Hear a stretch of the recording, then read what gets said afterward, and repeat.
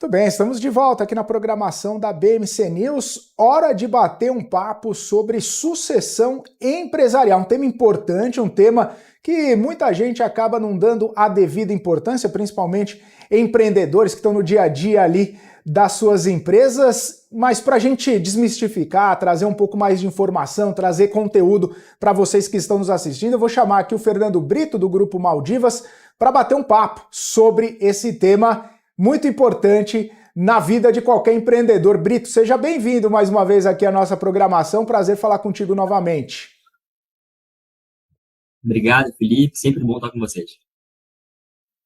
Ô Brito, muita gente, empreendedor, né, acha que sucessão empresarial é algo para um futuro distante e até mesmo não faz muito parte do dia a dia. Queria entender um pouco sobre isso, né? Por que essa discussão, né, acaba sendo tão necessária, principalmente diante de um contexto atual, colocar isso no dia a dia da empresa, colocar isso nas conversas para que a sucessão empresarial acabe sendo um tema que não seja tabu, ou que não seja algo ali que pega de supetão os empresários e os sócios das companhias. Perfeito, Felipe. É um tema super importante, mas é negligenciado, muito por conta do dia a dia atordoado dos empreendedores, das empresas que estão focadas basicamente nos números, nas metas, muitas vezes de manter o negócio de pé ainda, né? Dada a conjuntura difícil de mercado, mas é um tema super relevante e, principalmente ali, é um tabu, assim como você colocou, né? Falar sobre sucessão muitas vezes acaba sendo um tabu, mas uma coisa é quando a gente fala da sucessão patrimonial, que é na pessoa física, e obviamente que impacta a família direta. Outra coisa é quando você fala um assunto da sucessão da empresa, efetivamente. E quando os sócios estão aqui, estão saudáveis, né? Estão olhando para a empresa, esse é o momento de fazer um trabalho em cima de sucessão, até porque se você não tem nada previsto em contrato social, por exemplo, se você não teve uma discussão prévia, somente quando houver a fatalidade do falecimento de um dos sócios, é que a empresa ou os donos que restaram da empresa vão começar a olhar para o tema. E aí, depois que o leite derrama, não tem muito o que fazer, né, Felipe? Você fica meio que sem saber o que fazer, muitas vezes por falta de liquidez, por falta de um planejamento prévio, por falta de um alinhamento com um contrato, não está previsto ou está previsto. E essa é a grande dificuldade hoje. É justamente o empresário entender que é um tema que tem que ser tratado, não um tema que tem que ser visto, mas postergado. Porque o problema dessa operação é acontecer algo no D0 e a empresa não está preparada, não só com relação à parte financeira, mas também com relação à parte jurídica, das amarragens necessárias. Então, voltando na questão, é um tema super relevante, principalmente porque se ele não estiver bem trabalhado, se ele não estiver bem desenhado, pode sim travar a continuidade da empresa, e é por isso que muitas empresas, quando a gente fala em sucessão empresarial, quando a gente fala em continuidade do negócio, a operação trava, porque muitas vezes não tem essa previsibilidade do que vai acontecer no falecimento de um dos sócios, a empresa trava juridicamente, mesmo que tenha dinheiro em caixa para poder fazer movimentações, a falta de alinhamento prévio entre os sócios acaba travando a operação, então é super relevante, sim, não somente olhar para esse tema, mas também tratar esse tema com a devida seriedade que lhe cabe, Felipe. Ô Brito, e aí a gente vê os dados, né, que acabam colaborando com essa importância ou com essa premência de conversar e de alinhar os impactos de uma sucessão não muito bem feita, né? São 30% das empresas familiares que chegam à segunda geração, 5% chegando na terceira geração. É por causa disso? É por falta de um planejamento sucessório empresarial bem feito, bem alinhado, bem desenhado? É por isso que as empresas acabam não passando aí pelo crivo do tempo? É também por isso. Na verdade, ele passa por uma governança corporativa bem feita. E dentro de uma governança corporativa, o tema sucessão ele é bem trabalhado. Porque muitas vezes, quando você olha para uma empresa bem estruturada na sua primeira geração, você tem ali os fundadores daquela empresa e você tem a segunda geração, que podem ser ou sucessores ou herdeiros. A grande maioria das vezes que a gente tem se deparado aqui em casos reais, a gente tem herdeiros, que são aqueles herdeiros legais que não fazem parte da sociedade, muitas vezes não têm o tino comercial ou tino técnico para tocar aquela organização a qual o pai criou junto com outros sócios.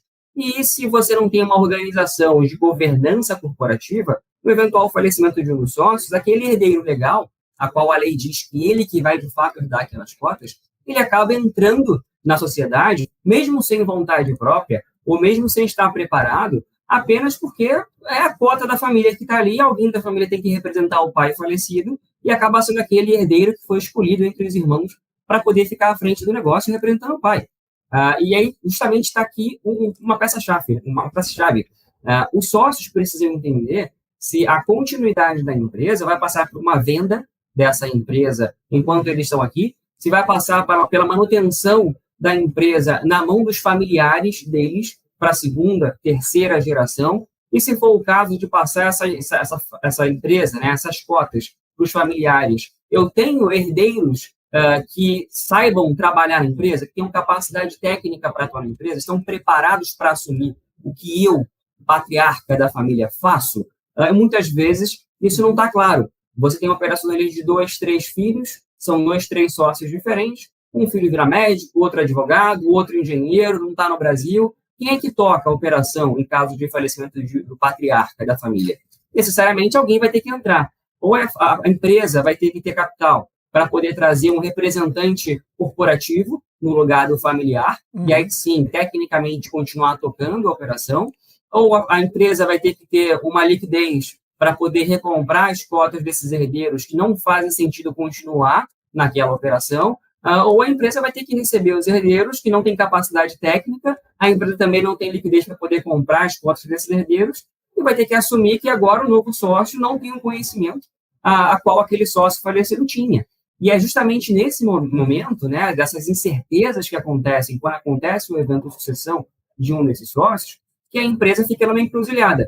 Se não tem nada amarrado, nada alinhado previamente, juridicamente, com relação à liquidez, quem é que vai entrar, quem é que não vai entrar, em que situação, a empresa fica refém do acaso. E aí, quando chega o acaso, geralmente os herdeiros que estão entrando na operação, muitas vezes não têm muito a ideia de quanto que de fato aquela empresa vale, começa uma discussão de valuation, vale isso, vale aquilo. Então, aqui está um ponto bem crucial. Não necessariamente os herdeiros legais são sucessores do negócio. Se tem organizações que visam a segunda, terceira, quarta geração, necessariamente precisa colocar uma governança corporativa e dentro dela vai determinar quem é que pode assumir a empresa, em quais características, em quais situações, e se não tem a capacidade técnica para entrar, ou você vai ser recomprado esse equity do sócio falecido, ou vai ser diluído, né? O equity vai ser um pouco menor e a empresa vai ter um pouco mais de equity para poder trazer outros sócios atuantes na operação.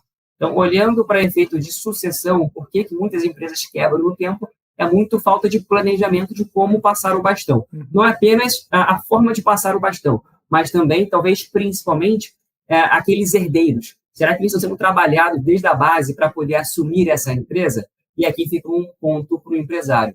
A gente não consegue mensurar, a gente não consegue proteger ou planejar a passagem de um bastão para a próxima geração se eu não sei quantificar. Será que as empresas, os empresários hoje, têm realmente uma noção de uma lógica de valuation da empresa? Quanto que o meu negócio vale se eu não estiver aqui amanhã? Uma coisa é quanto que ele vale para mercado, quanto que um concorrente me compraria. Outra coisa é quanto que seria um valuation descontado com outro sócio que está do meu lado e queira aumentar a participação, eventualmente comprando a minha parte se eu falecer. Então, ter a métrica criada, ter uma lógica de valuation para quando acontecer um evento, é meio caminho andado, porque ali você vai conseguir ter uma regra clara para caso o herdeiro que entre não concorde com o valuation aplicado, você já teve previamente um alinhamento entre as partes, dizendo a lógica vai ser essa de valuation em caso de falecimento, e assim vai ser feita a recompra dessa cota. E a recompra dessa cota, ela pode ser feita de algumas formas, né? A empresa pode ir a mercado, tomar crédito no mercado, pode meter a mão no caixa da empresa, isso pode impactar um pouco no valuation, ou mesmo fazer uma apólice de seguro para ser esse veículo de liquidez, Felipe. Ô Brito, é até interessante você citar, né, essas várias possibilidades, e porque algumas dúvidas que ficam são no sentido do seguinte: tem um tamanho ideal da empresa para pensar nesse planejamento sucessório? Tem um tamanho ideal, né?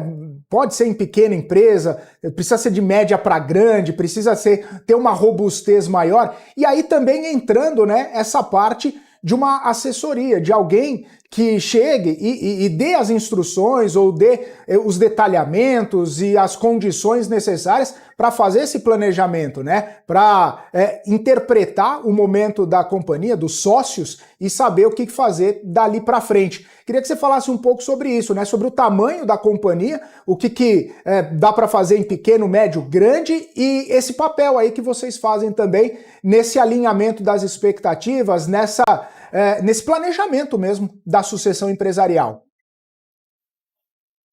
Perfeito. Olhando para tamanho, obviamente você tem uma demanda maior para esse tipo de operação para médias empresas, onde você consegue ter volumes mais interessantes de proteção, mas não se limita apenas a essas empresas. Eu vou dar exemplos aqui de tudo quanto é tamanho.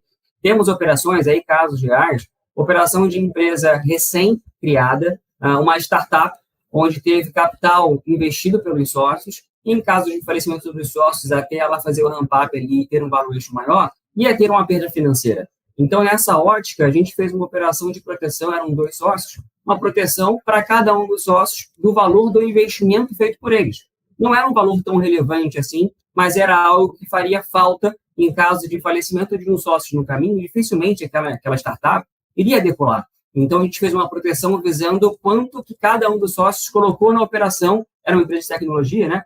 Colocou na operação para poder proteger a família na física. Em caso de falecimento, a família receberia basicamente toda a aplicação feita nessa abertura de capital dessa empresa. A gente está falando de números ali para cada sócio na casa de R$1 milhão. Quando a gente olha para uma empresa, isso não é muita coisa, né? A gente está falando de um capital inicial de 2 milhões, cada sócio colocou R$1 milhão.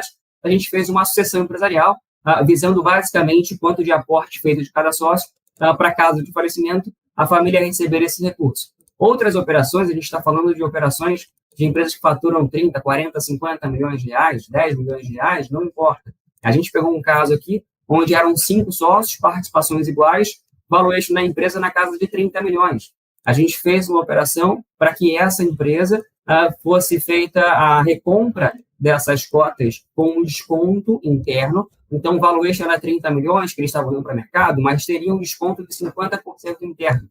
Ou seja, o valor de proteção, o valor de recompra das cotas dessa empresa ficou na casa de 15 milhões e seriam 3 milhões para cada um desses sócios, onde, em caso de falecimento, a empresa receberia esses 3 milhões e recompraria as cotas dos familiares desse sócio falecido.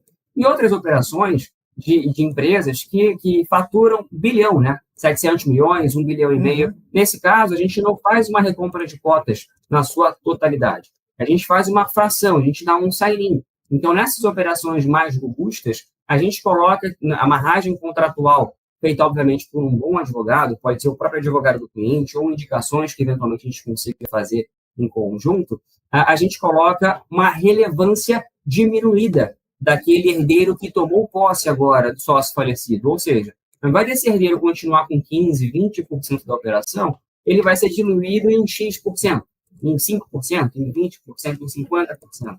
E essa diluição que ele vai tomar, ele continua recebendo os recebíveis dessa empresa, porque muitas empresas grandes entendem que, não, eu quero que a minha família continue recebendo as retiradas que eu tinha de prolabore, quero que ela tenha um sign-in, quero que ela tenha uma indenização na cabeça, e eu aceito reduzir um pouco do equity dessa minha família. Então, o seguro, ele entra para poder ser esse aporte inicial de capital para essas empresas maiores, e o complemento dessa recompra de cotas pode ser via fluxo de caixa da empresa. Ou seja, existem vários formatos, independentemente do volume financeiro da empresa, quanto ela vai, o quanto que ela fatura, o principal é ter a junção de 2 pontas. A ponta jurídica, para poder fazer a amarragem jurídica efetivamente. Indicar no contrato social que, em caso de falecimento, existe uma lógica de recompra e que dentro dessa lógica de recompra pode ser utilizado um seguro de vida para poder entregar essa liquidez para a empresa ou entregar essa liquidez para os sócios e eles recomprarem essa cota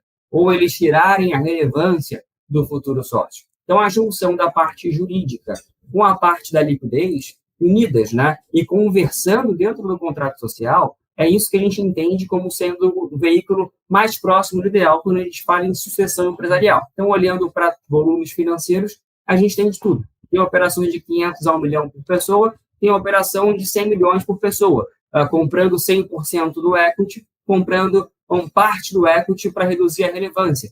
Tem uma operação, Felipe, que não tem nem recompra de cotas. Tem o quê? Tem a reposição técnica do sócio falecido, porque os sócios entenderam, nesse caso específico, eram 3 irmãos, família super tradicional, queriam que a família continuasse recebendo os dividendos da empresa, não queriam perder o equity, mas eles entendiam que os 3 entendem do negócio. Então, o caminho foi juridicamente, em caso de falecimento de um dos sócios, a família não exerce mais cargo executivo. E quem vai entrar no cargo executivo vai ser alguém de mercado, que a empresa vai escolher. Só que para trazer essa pessoa de mercado, precisa fazer investimento de X milhões de reais. E o seguro veio justamente para poder entregar esses X milhões de reais para que a família ou a empresa não se descapitalizasse, trouxesse esse executivo para poder ficar no local desse sócio falecido e a família herdaria 100% do equity, mas não sentando mais na cadeira executiva, e sim no conselho consultivo, recebendo os dividendos mensais. Então, tem de tudo quanto é tamanho. O importante é fazer uma boa amarragem jurídica e ter uma boa estrutura de financiamento dessa recompra. Podendo ser a mercado, podendo ser um seguro de vida, podendo ser tomando no caixa, não tem certo nem errado, mas no nosso entendimento, a junção do jurídico com um bom seguro de vida para recomprar essas cotas ou entregar a liquidez imediata é o melhor caminho, Felipe. Muito bom, Brito. Esclareceu bastante várias das dúvidas que a gente tem aqui em relação a esse processo, esse planejamento. Agradeço demais sua participação, sempre muito bom poder bater esse papo contigo. Até uma próxima, meu caro. Obrigado, Felipe. Obrigado, pessoal aí. Se tiverem dúvidas, podem correr atrás da gente nas mídias sociais e estamos sempre à disposição. Maravilha. Fernando Brito, do Grupo Maldivas, aqui com a gente, esclarecendo pontos importantes aí sobre sucessão empresarial. A gente vai para um rápido intervalo, volta daqui a pouquinho na programação. Continue com a gente.